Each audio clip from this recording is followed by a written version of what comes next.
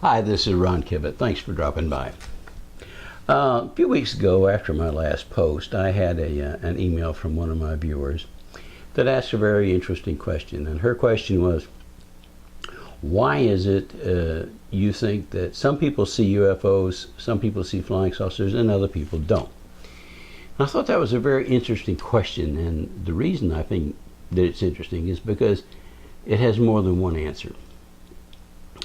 First of all, I believe that some people see flying saucers, some people see UFOs, because they train themselves to see them.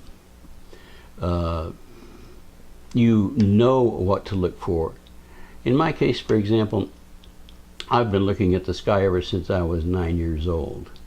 I've trained myself to look at things to see, oh, that's an airplane, that's a helicopter, that's a blimp, that's a flock of birds. It's something that is normal. It even may be something that is normal, but seen under abnormal circumstances. I do the same with the night sky. I look at the night sky and I know what's up there. I know what to look for. And when I see something that shouldn't be there, I know that too. So I think training yourself to look for certain things, that's what you're going to find. I'll give you an example. I've lived in Florida for over 50 years. I go to the beach all the time. And in that time, I have probably found a half a dozen shark's teeth like these. Not the big ones that look like, axe heads, or the ones that come from the great whites from, a million years ago. But just regular old shark's teeth. And they're all over the beaches. They're quite common. But as I said, I've only found a few. On the other hand, I have a lady friend who used to hunt shark's teeth as a hobby, and she had mason jars full of them. So what's the difference between why she finds them and why I don't? The main reason is she has trained herself what to look for. When she goes to the beach, she's looking for something specific. She sees things, she understands them, she knows what is not shark's teeth and what are shark's teeth.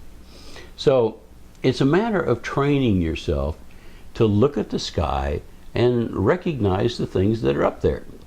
The things that should be there, and also the things that shouldn't be there. I think another reason that some people see flying saucers and other people don't could well be the fact that they are, if you will, genetically tuned to see them. And by that I mean the flying saucers have a certain frequency range that they operate in. And if you're tuned to that same frequency range, when they're in the area, you'll see them.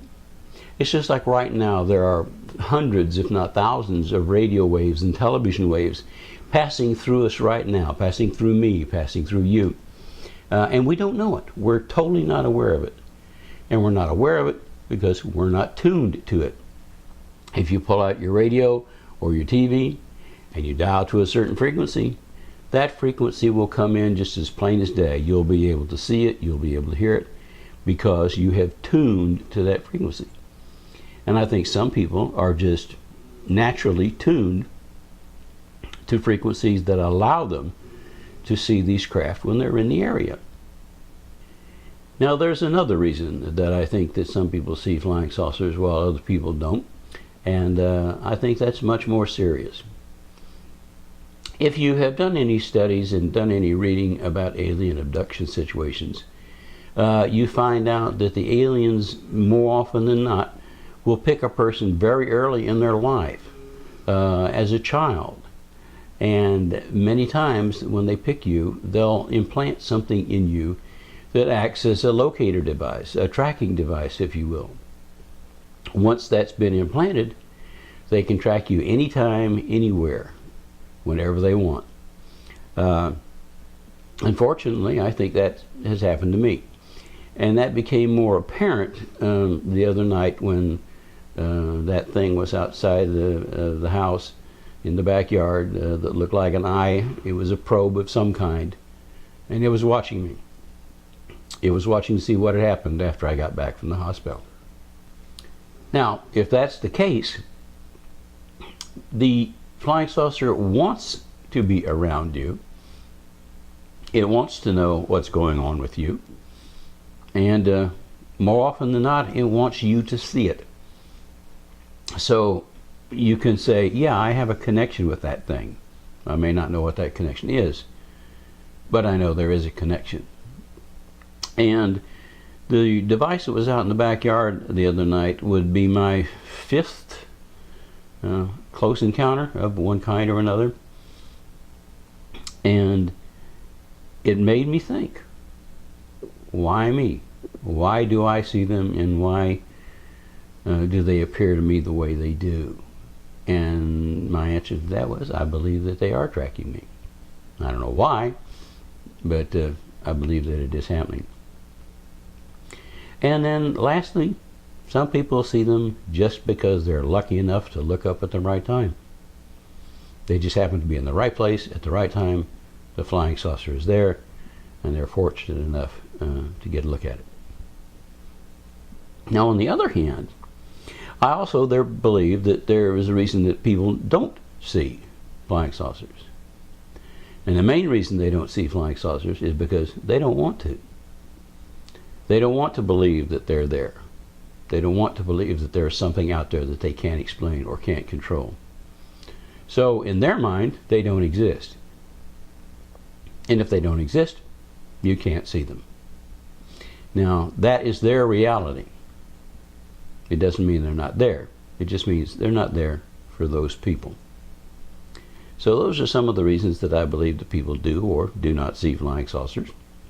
So I hope that answers your question to that regard. Now, one thing I wanted to mention before I go, and it's about the end of the world. Now, if you believe these people who are going out there telling you that the Mayan calendar is going to end on December 21st of 2012, and there's going to be some kind of a horrible, terrible disaster that's going to destroy the largest part of the population on the planet, the thing to think about is, of all of these people who are making money off of their books and their articles and their TV appearances telling you that the world is going to end, what are their plans for next year? Have they canceled all their speaking engagements? Do they not plan on writing any more books? Have they closed out their bank accounts? Or do they still have speaking engagements for 2013? If you find out that they do have speaking engagements for 2013, then you'll know they really didn't believe what they were saying after all. So, I gotta believe I'm gonna be here and I'll have speaking engagements for 2013. And I know you will too.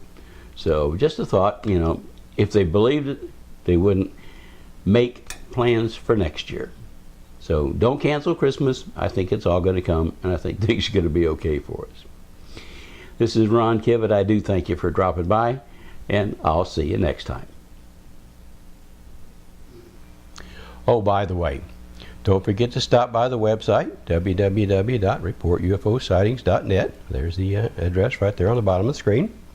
And download the free interview I did with Betty Hill. Now, I recorded this interview some time ago when I had my radio program, Tales of Strange Things. I found Betty to be a charming lady. She was fun to talk to. And it's a side of Betty that you may not have seen or heard before. So when you get the chance, go to the website. There you go, right there. And download that free video. Enjoy the website. And we'll talk to you later.